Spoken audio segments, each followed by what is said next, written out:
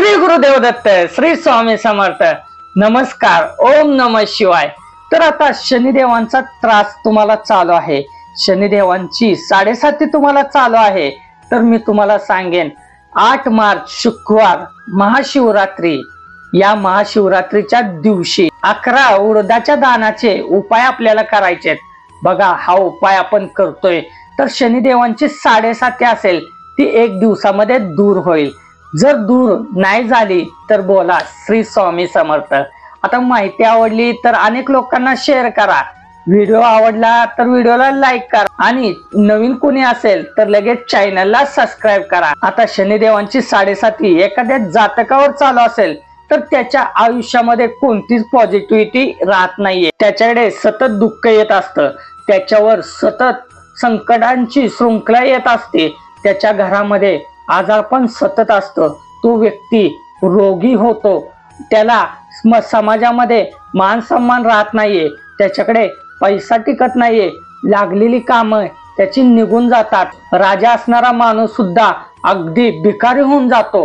मग आता या शनिदेवांच्या 7.5 आपल्याला दूर करायचंय तर महाशिवरात्रीला काय करायचंय मी तुम्हाला सांगेन.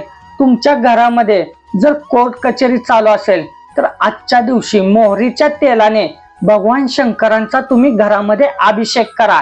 बघा, कोर्टाची कामं तुमच्या अक्षरशः मार्गाला लागतील. जर तुमच्या घरामध्ये पैसा टिकत नसेल तर आज महाशिवरात्रीला एक वाटीमध्ये दूध घ्या, 1 चमचाभर काळे तीळ टाका आणि त्याने भोले बाबांचा अभिषेक करा. बघा, घरामध्ये लक्ष्मी येईल, लक्ष्मीचा वास राहील, कुबेर महाराज प्रसन्न राहतील आणि घरामध्ये पैसा टिकायला सुरुवात होईल. जर शनी महाराजांची 7.5 तुम्हाला खूप असा त्रास देऊन जाते तर निश्चितच आजच्या दिवशी तुम्ही हा उपाय करू शकता, कारण आजचा दिवस खूप असा पावन आहे. आजच्या दिवशी जी सेवा करचाल ती सेवा तुम्हाला लाख पटीने अगदी तुम्हाला लाभ देऊन जाईल, हे प्रामाणिकपणे सांगतो. तर आता आजच्या दिवशी आपल्याला संध्याकाळी हा उपाय करायचा आहे. काय उपाय करायचा आहे? 11 काळे उडदाचे दाणे घ्यायचे. ते दाणे घेऊन तुम्हाला शनी मंदिरामध्ये जायचंय. जर गावामध्ये शनी मंदिर नसेल तर शिव मंदिरामध्ये गेलं तरी चालेल. आता ते दाणे घेऊन जाताना ओम नमः शिवाय, ओम नमः शिवाय, ओम नमः शिवाय या मंत्राचा जाप करायचा आहे. ते दाणे तुम्हाला शनी मंदिरामध्ये शनी महाराजांच्या समोर व्हायचे किंवा शिवपिंडीवर तुम्ही वाहिले तरी चालतील आणि हात जोडून प्रार्थना भोले बाबांना करायची.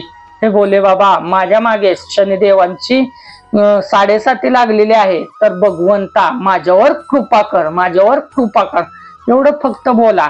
आणि शिव मंदिर असेल किंवा शनी महाराजांचं मंदिर असेल तिथं तुम्हाला बसायचंय.